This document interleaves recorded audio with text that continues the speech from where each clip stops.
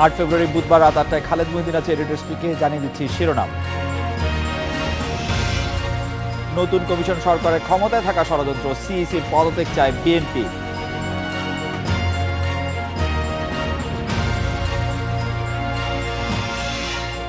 বিরানব্বই বেসরকারি শিক্ষা প্রতিষ্ঠানে মিলছে দুর্নীতির প্রমাণ, এমপিও বাতিলের হুঁশিয়ারি।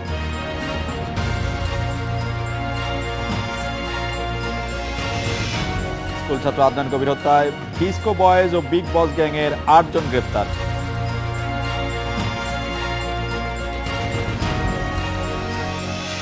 নতুন সিইসি কে এম নুরুল হুদার পদত্যাগ করা উচিত বলে মন্তব্য করেছেন বিএনপির যুগ্ম মহাসচিব রুহুল কবির রিজভী। তার অভিযোগ, সরকার লোক দেখানো নির্বাচন কমিশন করে ক্ষমতায় টিকে থাকা ষড়যন্ত্র করছে। অন্যদিকে বিএনপির ভাইস চেয়ারম্যান শামসুজ্জামান দুদু বলেছেন, নুরুল হুদার নেতৃত্বের ইসির অধীনে নিরপেক্ষ নির্বাচন সম্ভব নয়।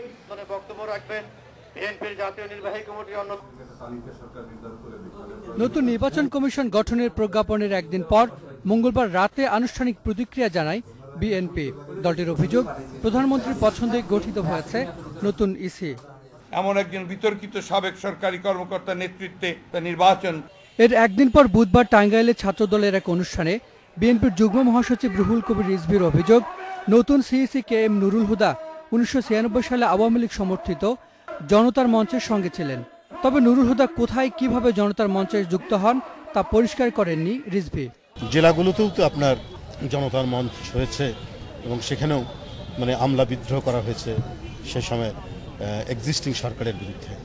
তো যারা একবার ডিসিপ্লিন ব্রেক করে, শৃঙ্খলা ব্রেক করে, বিদ্রোহ করে, তাদের পক্ষে নিরপেক্ষভাবে কোনো কাজ করা খুব কঠিন।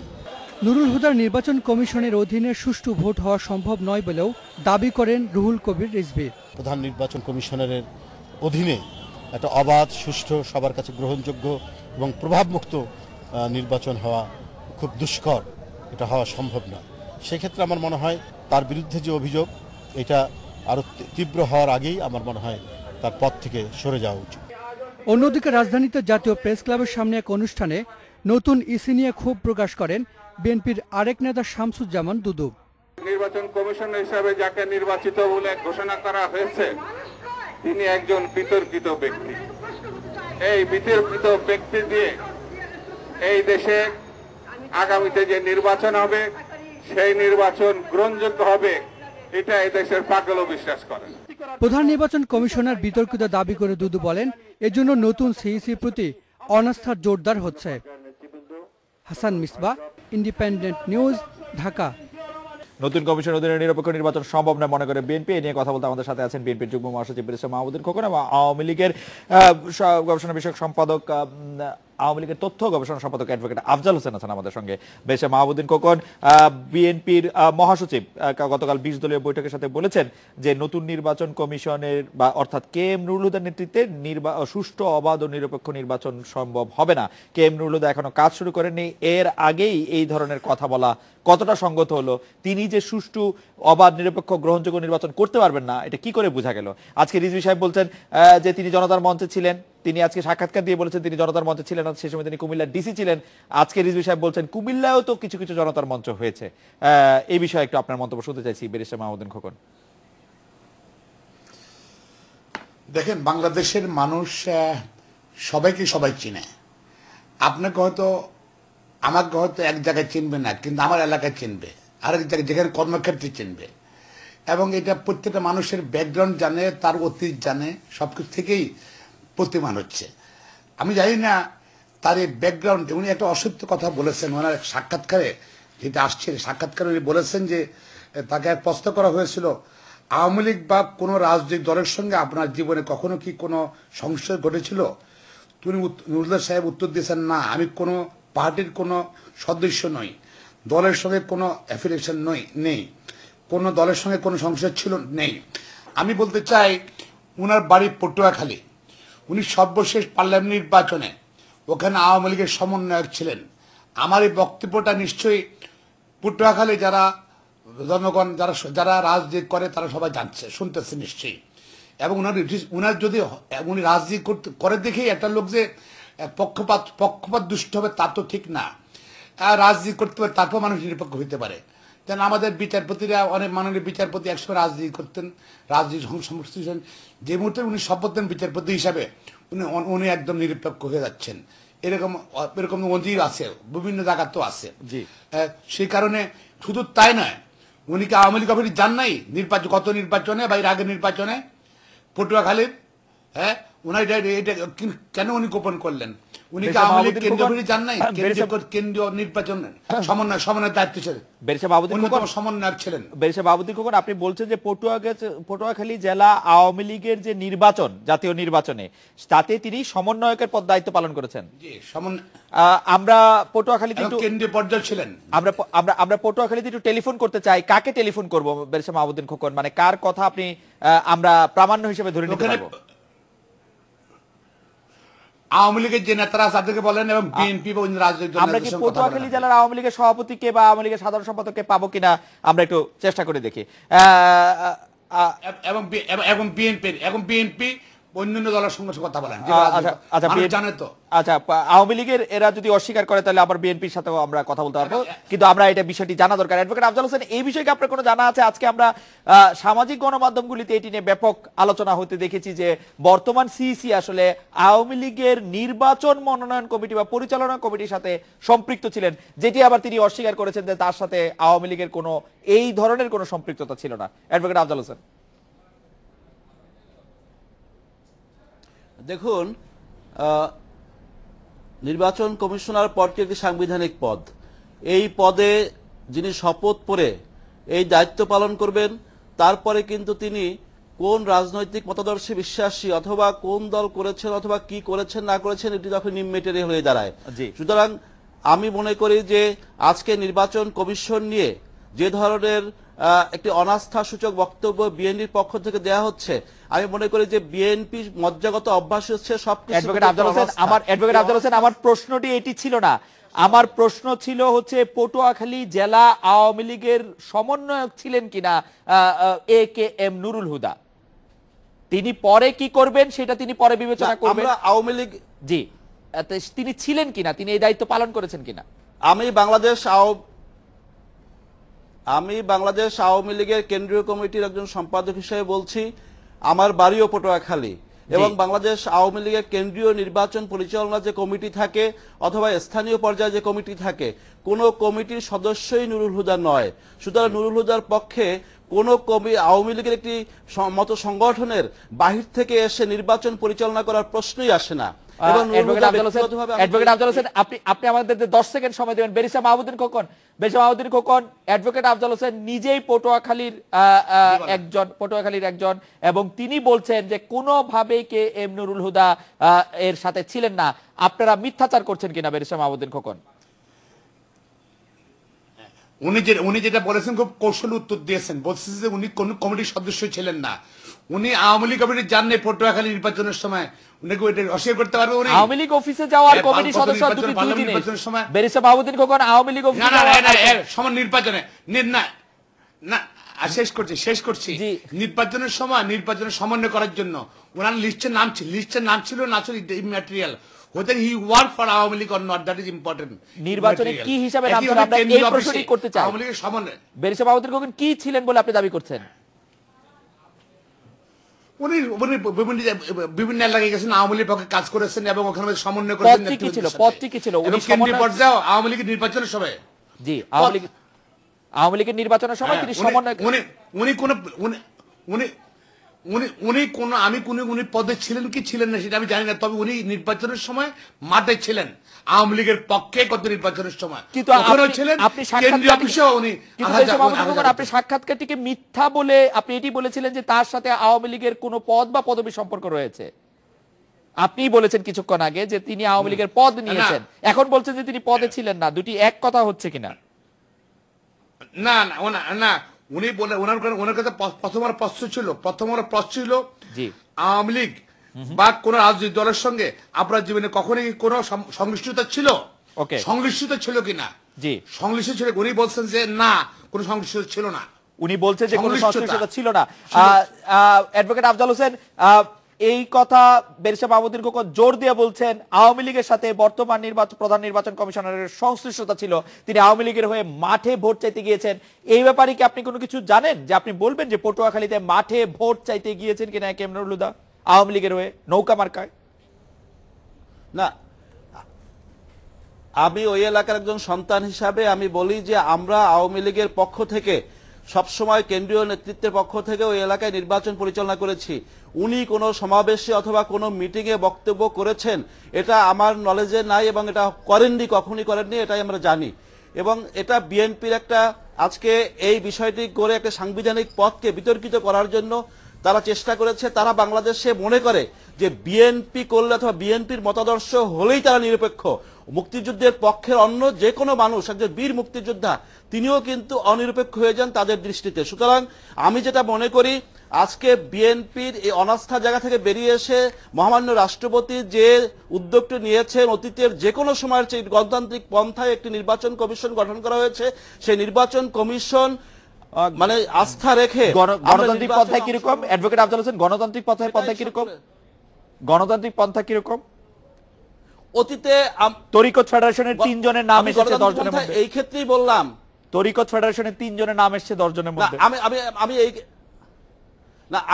আমি আপনাকে সেই কথাটাই বলতে চাই যে অতীতে মহামান্য রাষ্ট্রপতি সংবিধানের 118 অনুচ্ছেদ অনুযায়ী তার স্বীয় এখতিয়ার বলে নির্বাচন কমিশন গঠন করতেন, কিন্তু মহামান্য রাষ্ট্রপতি জিল্লুর রহমান থেকে শুরু করে আজকে মহামান্য রাষ্ট্রপতি আব্দুল হামিদ, তিনি তার এই সময় কিন্তু আমরা দেখি সার্চ কমিটি গঠন করে সেই সার্চ কমিটির মাধ্যমে দেশের বিভিন্ন শ্রেণী পেশা অথবা যারা নির্বাচন কমিশনার হতে উপযুক্ত তাদেরকে নিয়োগ প্রদান করা হয়েছে। এটা তো মনে করি এক ধাপ এগিয়ে আগের চেয়ে অনেক গণতান্ত্রিক পন্থায় রাষ্ট্রপতি এই উদ্যোগটি গ্রহণ করেছেন, সেই কারণে এটি গণতান্ত্রিক বলছি। অ্যাডভোকেট আফজাল হোসেন, আপনাকে ধন্যবাদ। বেরিসা মাহমুদুল খোকন, আপনি মনে করেন কিনা যে গণতান্ত্রিক প্রক্রিয়ায় অনেকগুলি ধাপ পেরিয়ে এবার আসলে প্রধান নির্বাচন কমিশনার সহ অন্যান্য নির্বাচন কমিশনারদের নিয়োগ দেওয়া হয়েছে?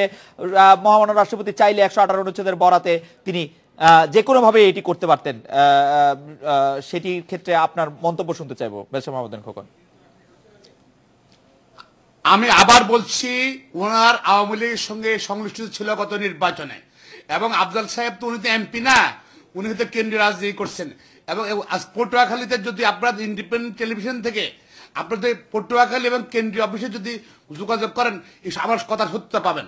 আর দুই হলো যে উনি যেটা বলছেন যে সার্চ কমিটি কার কার নাম প্রস্তাব দিয়েছিল, কেন সার্চ কমিটির এই নামগুলো আগে প্রকাশ করেন, মোহাম্মদ রাষ্ট্রপতির কাছে দেওয়ার আগে গোপন রেখেছিল কেন, এই লুকোচুরি কেন করা হয়েছিল, এটাও আসলে কিন্তু প্রশ্ন। আপনারা কেন প্রকাশ করেন নাই? তৃতীয় হলো বেরিসা মাহমুদুল খোকন, আপনারা কেন প্রকাশ করেন নাই? সুপ্রিম আপনারা কেন প্রকাশ করেন নাই? আমরা মোহাম্মদ না আর শেষ করি, আপনার সার্চ কমিটি, আপনার সুপ্রিম কোর্টের প্রধানমন্ত্রী মহান রাষ্ট্রপতি যেটা করবেন। সুপ্রিম কোর্টের আমি কনসার্ন, আমি উদ্বিগ্ন, সুপ্রিম কোর্টের মাননীয় 2জন বিচারপতিকে ব্যবহার করে সুপ্রিম কোর্টের উপর ঘাড়ে বন্দুক রেখে মাহমুদুল খোকন, আমরা পটুয়াখালী জেলার আওয়ামী লীগের সাধারণ সম্পাদক খান মোশাররফ হোসেনকে পেয়েছি। আমরা খান মোশাররফ হোসেনের কাছে জানতে চাইবো যে কে এম নুরুল হুদা তিনি আওয়ামী লীগের রাজনীতির সাথে পটুয়াখালী জেলায় কোনোভাবে জড়িত ছিলেন কিনা, সমন্বয়ক ছিলেন কিনা, তিনি মাঠে ভোট চেয়েছেন কিনা নৌকা মার্কায় গত নির্বাচনে, যেমনটি বেরিসা মাহমুদুল খোকন বলছিলেন। আমরা বিএনপির জেলা কমিটির কাউকেও দেখতে চাইবো যে তার কোনো মতামত আছে কিনা। আমরা এবার খান মোশাররফ হোসেনকে একটু শুনি। জনাব খান মোশাররফ হোসেন। জি বলেন। কে এম নুরুল হুদা যিনি সিইসি পদে মনোনীত হয়েছেন, তিনি আওয়ামী লীগের হয়ে ভোট চেয়েছেন কিনা মাঠে পটুয়াখালী জেলায়? কথাটা সর্বভৌম মিথ্যা কথা। তিনি গত নির্বাচনে কেন কোন নির্বাচনে আওয়ামী লীগের জন্য ভোট চান নাই। তিনি একজন মুক্তিযোদ্ধা, মুক্তিযুদ্ধকালীন অবস্থা পটুয়াখালীর দায়িত্বে ছিলেন। তিনি একজন অত্যন্ত ভদ্রলোক এবং জ্ঞানী লোক। জনাব খান মোশাররফ হোসেন, আপনি বলছেন যে তিনি কোনোভাবেই আওয়ামী লীগের হয়ে ভোট চাওয়া বা মাঠে রাজনীতির সঙ্গে ছিলেন না। আপনার এই কথা পটুয়াখালী জেলা বিএনপির সভাপতি বা সাধারণ সম্পাদক সাক্ষ্য দিবেন কিনা, নাকি তিনি আবার অন্যরকম কথা বলবেন? সাধারণ সম্পাদক সাক্ষ্য দিবে। রব সাহেবকে যদি জিজ্ঞেস করেন তাহলে তিনিও বলবে যে তিনি আওয়ামী লীগের গত নির্বাচনে কোন রকম ভাবে অংশগ্রহণ করেন নাই। কাকে জিজ্ঞেস করব, কার কাছে জানতে চাইবো? বিএনপি সাধারণ সম্পাদক রব সাহেবের কাছে। আমরা বিএনপি সাধারণ সম্পাদক রব সাহেবের কাছে একটু জানতে চাইতে পারি। বেরিসা মাহমুদুল খোকন, অ্যাডভোকেট আফজাল হোসেন, আমরা এডিটর স্পিক একটু বিরতি নিচ্ছি, ফিরছি একটু পরে।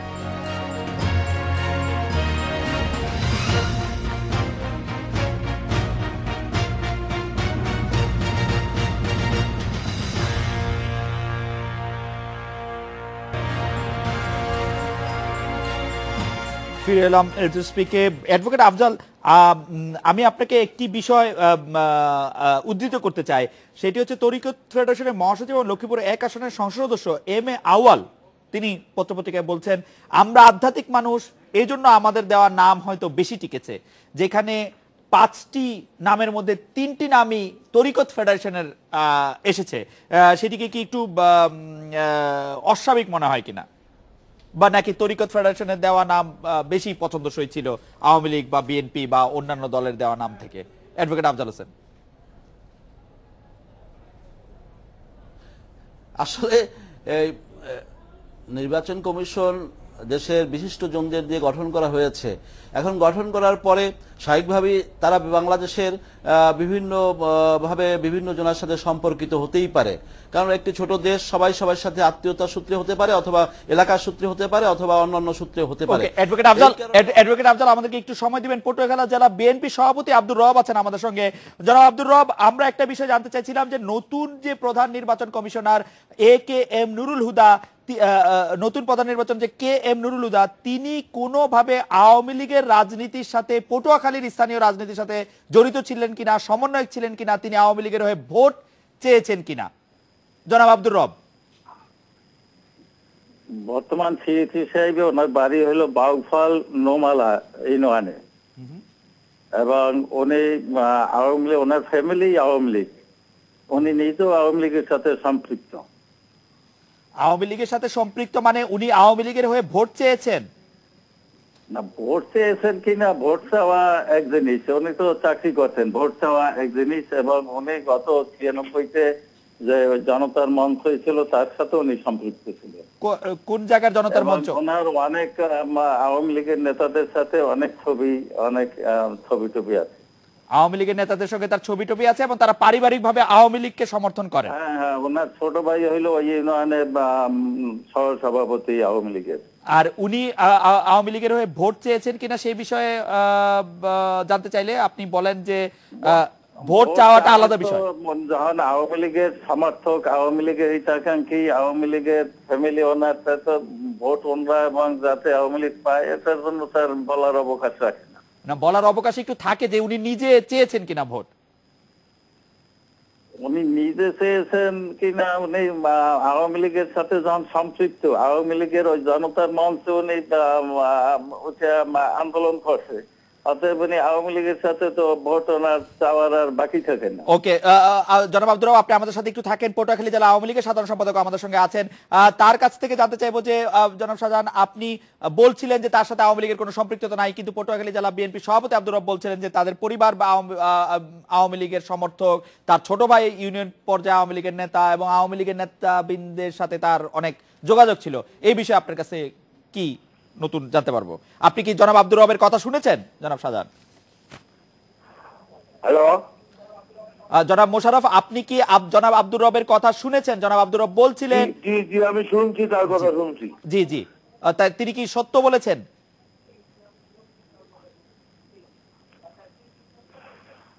না, তিনি কথাটা সত্য বলেন নাই। ওনার ফ্যামিলির মধ্যে উনি নিজে ছাত্রলীগ করা ছেলে, কিন্তু ওনার ফ্যামিলির কেউ আওয়ামী লীগের সাথে কোনো কমিটিতে নাই, কোনো নেতা না। ওনার ভাই কি ইউনিয়ন পর্যায়ের নেতা? না না, কোনো ওনার ভাই ও ইউনিয়ন পর্যায়ের নেতা না। স্থানীয় আওয়ামী লীগ নেতাদের সঙ্গে তার অনেক ছবি টবি দেখা যায় আপনার সাথে? না, আমার সাথে কোনো ছবি তার নাই। আর সাবেক সভাপতি সাধারণ সম্পাদকদের সঙ্গে?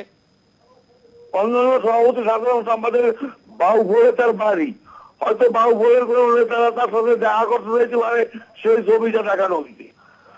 জনাব মোশাররফ এবং জনাব রব, আপনাদেরকে অনেক ধন্যবাদ। ব্যারিস্টার মাহমুদ্দিন খোকন, এতে কি বোঝা গেল যে উনি আসলে বিএনপির আওয়ামী লীগের সাথে রাজনীতিতে সম্পৃক্ত ছিলেন, বা আপনি যে দাবিগুলি করছিলেন উনি সমন্বয়কারী ছিলেন, উনি জেলায় গিয়ে ভোট চেয়েছেন, এই বক্তব্য প্রতিষ্ঠিত হয় কিনা পটুয়াখালী জেলার এই দুই আওয়ামী লীগ বিএনপি নেতার কথায়? আমি আমি আমি আবার রেফার করছি প্রথম আলোতে ওনার বক্তব্য। প্রথম বললেন যে উনি সংশ্লিষ্ট ছিল না, প্রথম আলো এরপরে প্রশ্নটা ছিল প্রথম আলোর আপনার পড়াশোনা ছাত্র রাজনীতি। তিনি বললেন যে নুরুল সাহেব বললেন ঢাকা বিশ্ববিদ্যালয় পরিসংখ্যানে অনার্সে ভর্তি হয়েছিলাম 66 সালে, মাস্টার শেষ হয়েছিল এত সালে, ছাত্রছাত্রীর সঙ্গে সংশ্লিষ্ট ছিল ছাত্রছাত্রীর সাথে, তখন কোন না কোন ছাত্র, আমি ছিলাম ফজলক ফজল হক ছাত্র হল ইউনিয়নের ছাত্রলীগের নির্বাচিত নাট্য সাংস্কৃতিক সম্পাদক। Right. আর কিছু প্রমাণ আছে, উনি নিজে স্বীকার করতেছে। না, না। ওনার আগের কথার সঙ্গে আর পরের কথা তো ইনকনসিস্টেন্ট। ছাত্রলীগ ছাত্র অবস্থায় ওই আমলে ছাত্র অবস্থায় ছাত্রলীগ তো সবাই করেছেন, আপনি করেছেন, মানে আপনি স্বাধীনতার আগের কথা বলছি, আমাদের সিনিয়র রাজনীতিবিদরা সবাই তো ওই সময় ছাত্রলীগই করতেন। বিএনপির স্ট্যান্ডিং কমিটির সদস্যদের বেশিরভাগই ছাত্রলীগ করেছেন, যারা জামাত না করেছেন। আমি বলছি যে এটা উনি রাজনীতি করতেন না, আওয়ামী লীগের রাজনীতি করতেন না, এই কথা সঠিক নয়। আওয়ামী লীগের রাজনীতি আর ছাত্রলীগের রাজনীতি এক না বেরিসা মাহমুদুল খোকন। আওয়ামী লীগের রাজনীতি আর ছাত্রলীগের রাজনীতি এক না। ও আচ্ছা, ছাত্রলীগ হলে তাহলে বিএনপির লগে জোট করতে হবে? না না না, বিএনপির সাথে জোট করতে হবে না। বেরিসা মাহমুদুল খোকন, বর্তমান বিএনপির স্ট্যান্ডিং কমিটির অনেকে আছেন যারা ছাত্রলীগ করেছেন। আমি নাম বলতে পারি, আপনি নাম শুনতে চাইলে। সেটাই বলছি, উনি যে নামের দরকার নাই, উনার তো যেটা শুনলেন, ওনাদের পটুয়াখালী জেলা আওয়ামী লীগের সাধারণ সম্পাদক সাহেব বললেন যে উনি রেফার করলেন আব্দুল ওয়াহাব সাহেব বিএনপির সভাপতিকে, বলে বিএনপি সভাপতি সাহেব জানেন উনি রাজনীতি করতো না। ওয়াহাব সাহেব বক্তব্য শুনলেন তো আপনি। আর আমি যেটা বলছি, কথাটা বলেছি, জাতীয় পর্যায়ে স্থানীয় পর্যায়ে উনি আওয়ামী লীগের নির্বাচনের সঙ্গে সংশ্লিষ্ট ছিলেন। এইটা আরো যদি তদন্ত করেন আরো ক্লিয়ার হয়ে আসবে। এই বক্তব্য এটি প্রমাণ হয় কিনা, এই বক্তব্য এটি প্রমাণ হয় কিনা? হ্যাঁ, উনি সংশ্লিষ্ট ছিলেন, সংশ্লিষ্ট আছে ওনার। এবং যেটা আমি যেটা বলতে চাই, অ্যাডভোকেট আফজাল হোসেন, আমরা এখানে শুনেন, অ্যাডভোকেট আফজাল হোসেন, জি জি জি জি খোকন ভাই, জি বেরিসা মাহমুদুল খোকন, আমি যেটা বলতে চাচ্ছি, স্বাধীনতার 45 শেষ হয়ে গেল। সকল রাজনীতি করবে, জনমত সৃষ্টি করবে, নির্বাচন যিনি করবেন উনি আম্পায়ারের ভূমিকা পালন করবেন। ওকে, কেন আমরা অ্যাডভোকেট আফজাল হোসেন থেকে শুধু শেষ বক্তব্য শুনবো, যে রব সাহেবের কথা পটুয়াখালী মোশাররফ সাহেব বলছিলেন, সেই রব সাহেবও কিন্তু বললেন যে তারা পারিবারিকভাবে আওয়ামী লীগের সমর্থক, সেটি তার নিরপেক্ষতা কোনোভাবে ক্ষুণ্ণ করবে কিনা অ্যাডভোকেট আফজাল হোসেন?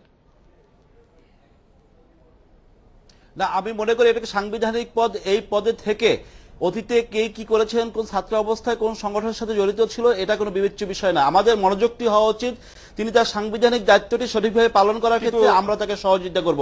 আরেকটি কথা, কিন্তু আপনারা তো চাকরির ক্ষেত্রে, আফজাল ভাই, আপনারা তো চাকরির ক্ষেত্রে ছাত্র অবস্থায় কেউ ছাত্রদল করলে তাকে প্রমোশন দিচ্ছেন না, এরকম শোনা যায় অভিযোগ। না, আমি ওই প্রসঙ্গে এখন আর আলোচনা করছি না। আমি যেটা বলতে চাই, পটুয়াখালীর বিএনপির সেক্রেটারি আব্দুর রব সাহেব যে কথা বলেছেন তাতে প্রমাণিত হয় না যে উনি এই বিএনপি আওয়ামী লীগের পক্ষ হয়ে সেখানে ভোট চেয়েছেন অথবা সমন্বয়কের দায়িত্ব পালন করেছেন। এই কথা আমারও মনে হয়। আফজাল হোসেন এবং বেরিসা মাহমুদুল খোকন, আপনাদের ধন্যবাদ। এসপিকে একটি বিরতি নিচ্ছি।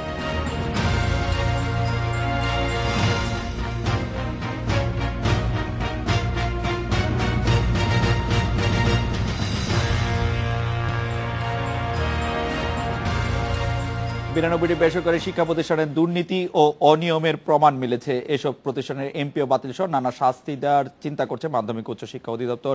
এ নিয়ে কথা বলতে আমাদের সাথে আছেন বরিশাল 3 আসনের সংসদ সদস্য টিপু সুলতান, খুলনার জেলা শিক্ষা কর্মকর্তা খন্দকার রুহুল আমিন এবং রাজশাহী কলেজ শিক্ষক সমিতির সাংগঠনিক সম্পাদক মোহাম্মদ কামরুজ্জামান। তবে আলোচনার আগে 1 মিনিটের একটি বিরতি নিচ্ছে। বরিশাল 3 আসনের সংসদ সদস্য শেখ টিপু সুলতানের কাছে জানতে চাইবো যে গত মাসে শতাধিক শিক্ষা প্রতিষ্ঠানে অভিযান চালিয়েছে প্রশাসন, এর কোথাও ছাত্রভর্তি ও শিক্ষক নিয়োগে অনিয়ম পেয়েছে। আপনার এলাকায় যে বেসরকারি শিক্ষা প্রতিষ্ঠানগুলিতে আছে সেখানে ছাত্রভর্তি ও শিক্ষক নিয়োগে কতটা স্বচ্ছতা রক্ষিত হয়, রাজনৈতিক প্রভাব কতটা থাকে, আর্থিক লেনদেন হয় কিনা, আপনি জোর করে শিক্ষক নিয়োগ দেন বা শিক্ষককে নিয়োগ দেন না, এরকম হয় কিনা? জনাব টিপু সুলতান। ধন্যবাদ আপনাকে এবং ইন্ডিপেন্ডেন্ট টিভিকে ধন্যবাদ। এমন চমৎকার একটি ইস্যু নিয়ে আজকে আমরা আলোচনা করছি। আমি সংক্ষেপে প্রশ্নগুলোর উত্তর দিচ্ছি যে আমরা কোনো দুর্নীতির আশ্রয় নিয়ে এবং জোর করে কোনো প্রতিষ্ঠানে আমরা কোনো নিয়োগ দিই না। ছাত্র ভর্তিতে আপনি এখানে আমি একটু কথা বলে রাখি, যেহেতু আমার এইটা মফস্বল এলাকা, গ্রামীণ এলাকা, এখানে ছাত্র ভর্তিতে অতিরিক্ত কোনো টাকা পয়সা নেওয়া হয় না, নেওয়ার কোনো জায়গাই নেই, অবস্থানেই নেই। এবং এটা শহরের এলাকা না, যে এলাকায় হয়তো বা কেউ জোর করে না নিলে অতিরিক্ত নিতে পারে, কিন্তু গ্রামের কোনো এলাকায় সাধারণত অতিরিক্ত টাকা নেওয়া হয় না। এটা আপনাকে আমি জোর করে এবং হলফ করে বলতে পারি। ওকে, শিক্ষক নিয়োগের ক্ষেত্রে আপনারা প্রভাব নেবে, আমরা একেবারে স্বচ্ছতার জায়গায় আমরা বেশিরভাগ বেসরকারি শিক্ষা প্রতিষ্ঠান আমরা করি না। আমরা অনেক শিক্ষা প্রতিষ্ঠানে এরকম দেখি যে স্থানীয় সংসদ সদস্য তিনি প্রভাবশালী হলে তার আত্মীয় স্বজন বা তার পছন্দের লোকরাই সেই শিক্ষা প্রতিষ্ঠানে শিক্ষক, প্রধান শিক্ষক বা অধ্যক্ষ উপাধ্যক্ষ হয়ে থাকেন। আপনার এলাকায় এরকম ঘটনা ঘটে কিনা? এরকম কোনো ঘটনা আমার এলাকায় নেই। আমরা একেবারে শিক্ষা মন্ত্রণালয়ের পরিপত্র, সরকারের পরিপত্র অনুসারে আমরা ডিজির প্রতিনিধি, বোর্ডের প্রতিনিধি এবং এক্সপার্ট নিয়োগ করে সেখানে আমরা স্বচ্ছতার সহিত পরীক্ষা নেই এবং স্বচ্ছতার সহিতই শিক্ষক নিয়ে থাকি। আমরা ইতিমধ্যে যে সমস্ত শিক্ষক নিয়োগ করেছি তাদের নিয়োগে কোনো দুর্নীতির কোনো অভিযোগ ইতিমধ্যে আসে না এবং আশা করি ভবিষ্যতেও আসবে না। আমি খন্দকার রুহুল আমিন, জেলা শিক্ষা কর্মকর্তা, খুলনার কাছে জানতে চাইবো যে অনেকগুলো বেসরকারি শিক্ষা প্রতিষ্ঠানে দুর্নীতির এবং অনিয়মের প্রমাণ মিলেছে। আপনি আপনার জুরিসডিকশনের মধ্যে জানাবেন যে এখন পর্যন্ত কোন কোন শিক্ষা প্রতিষ্ঠানে এরকম দুর্নীতির তালিকা রয়েছে কিনা, তারা কি ধরনের নিয়ম লঙ্ঘন করেছে। খন্দকার রুহুল আমিন। ধন্যবাদ। আমাদের নিরীক্ষা ও অডিট অধিদপ্তর আছেন, এরা বিভিন্ন শিক্ষা প্রতিষ্ঠানে পরিদর্শন করে এবং কোনো অনিয়ম বা দুর্নীতি পেলে তারা সেটা প্রতিবেদন আকারে তথ্য প্রকাশ করে এবং এটা একটি ধারাবাহিক প্রক্রিয়া। সাধারণত শিক্ষা প্রতিষ্ঠানে যে অনিয়ম পরিলক্ষিত হয় সেটা তারা প্রতিবেদন আকারে ওই শিক্ষা প্রতিষ্ঠানে প্রেরণ করে এবং তারা এটা জবাব দেয় এবং এই জবাবের প্রক্রিয়ায় জেলা শিক্ষা অফিসারের মন্তব্যের একটি কলাম আছে। সেখানে আমরা যদি জবাব সন্তোষজনক হয় অথবা জবাব অসন্তোষজনক হয়, যে কোনো মন্তব্যই আমরা এটা করে পাঠাই এবং মহাপরিচালক মহোদয় এটাকে পরবর্তীতে চূড়ান্ত আকারে সিদ্ধান্ত নিয়ে এটার যে আসল পদক্ষেপ সেটা গ্রহণ করা হয় এবং প্রতিষ্ঠানে এরকম পর্যায়ে বিভিন্ন পদক্ষেপের মাধ্যমে বিভিন্ন প্রতিষ্ঠানে যে অনিয়ম বা দুর্নীতি লক্ষ্য করা হয় সেটা পরিশোধনের পদক্ষেপ গ্রহণ করা হয় এবং এটা দেখা যায় যে অনেক প্রতিষ্ঠানে কোনো শিক্ষকের যদি বেতন অতিরিক্ত উত্তোলন করা হয় তিনি সেটা ট্রেজারি চালানের মাধ্যমে জমা দেন অথবা কারো কোনো কাগজের ত্রুটি থাকলে সেটা পরবর্তীতে সংশোধন করা হয়। এভাবেই এরকম করা হয়, কিন্তু কতগুলি প্রতিষ্ঠানে এরকম অনিয়ম আছে সেই তালিকা আমাদের কাছে এখনো নিরীক্ষা অধিদপ্তর কাছ থেকে এভাবে দেওয়া হয় নাই। ওকে, খন্দকার রুহুল আমিন, আপনাকে ধন্যবাদ। জনাব মোহাম্মদ কামরুজ্জামান, বলা হচ্ছে এমপিভুক্ত সব প্রতিষ্ঠান পরিদর্শন করবে শিক্ষা অধিদপ্তর, সবাইকে 1 মাসের মধ্যে তথ্য দেওয়ার নির্দেশও দেওয়া হয়েছে। এই বিষয়ে আপনি কি জানেন, আনুষ্ঠানিকভাবে আপনাদের কি জানানো হয়েছে? জনাব মোহাম্মদ কামরুজ্জামান।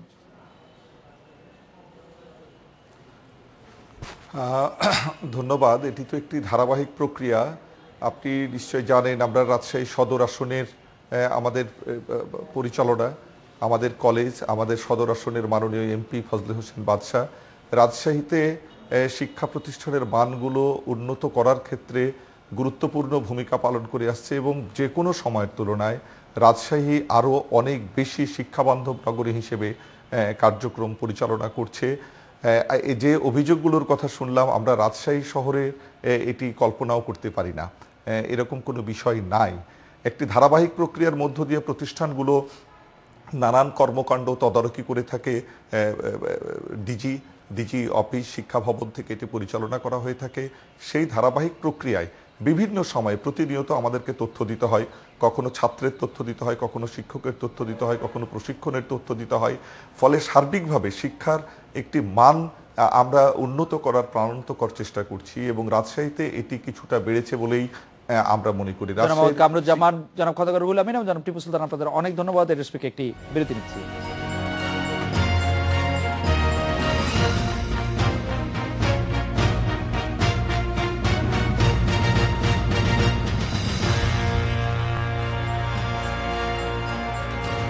রাজধানীর উত্তরায় স্কুল ছাত্র আদনান কবির হত্যা মামলা আলোচিত ডিস্কো বয়েজ ও বিগ বস গ্যাং এর 8 জনকে গ্রেফতার করেছে র্যাব। তাদের কাছ থেকে চাপাতি, ছুরি, লোহার রড, চেইন, কালার স্প্রে ও মাদকদ্রব্য উদ্ধার করা হয়েছে। এই নিয়ে আমাদের সাথে কথা বলতে আছেন এসএম এডিটর মাসুদ কারজান। মাসুদ কারজান, তাদের বয়স, তাদের জন্য যে শাস্তি বা যা ফ্রেম করা হচ্ছে সেটি বিবেচনায় নেওয়া হচ্ছে কিনা? তারা কি কোনো কিশোর বা আন্ডার এজ কোনো প্রিভিলেজ পাবেন কিনা? যাদেরকে গ্রেপ্তার করা হয়েছে তাদের বয়স আসলে দেখানো হচ্ছে যে সর্বনিম্ন যেটা বলা হচ্ছে র্যাবের সংবাদ বিজ্ঞপ্তি দেখা যাচ্ছে যে 19 বছর, 19 থেকে 22, 23, 24 বছরের আছে, যুবক আছে, কিশোর আছে। তো একটু আগে আসলে র্যাবের যারা গ্রেপ্তার করে তাদের সঙ্গে কথা বলছিলাম, তারা বলছেন যে তারা এই ঘটনা, উত্তরার এই ঘটনার পরে, আদনান হত্যার পরই তারা আসলে এই গ্রুপগুলো নিয়ে কাজ করছিলেন। গ্রুপগুলো নিয়ে কাজ করতে গিয়ে আসলে তারা এরকম যে দুটি গ্রুপ, 9 স্টার গ্রুপ বা যে গ্রুপটার কথা বলা হচ্ছে, তো তারপরেই কিন্তু তারা আসলে আসলে এইরকম বিশাল আরো যে এরকম ছড়িয়ে ছিটিয়ে থাকা 15-20 জন। কাজল, আমাদের যেহেতু সময় কম, আমরা খুব চট করে একটু জানতে চাইবো যে মাদকদ্রব্য উদ্ধার করা হয়েছে তাদের কাছ থেকে বলা হচ্ছে কি ধরনের মাদকদ্রব্য আসলে উদ্ধার করা হয়েছে? তো এই র্যাব যেটি বলছে, তারা অভিযান চালিয়েছে, তারা বলছে যে আসলে এই গ্রুপগুলোর আসলে মূল কাজই হচ্ছে যে রাস্তায় বসে থাকা বা ফুটপাতে বসে থাকা এবং সন্ধ্যার পরে মাদক সেবন করা, এরকম একটা অভিযোগ কিন্তু অনেকদিন থেকে, যেদিন ঘটনা ঘটেছিল সেই দিনও কিন্তু বলা হচ্ছিল। এবং এই মাদক বা সন্ধ্যায় বসে আড্ডা এবং মাদক হচ্ছে যেগুলো আসলে সাধারণত কিশোর বা তরুণরা নিয়ে থাকে, সে ধরনের মাদক, গাঁজা বা এই হিরোইন, এই টাইপেরই মাদক ছিল পাওয়া গেছে। মাসুদ কাজন, আপনাকে ধন্যবাদ। এই ছিল আজকের রেড স্পিকে।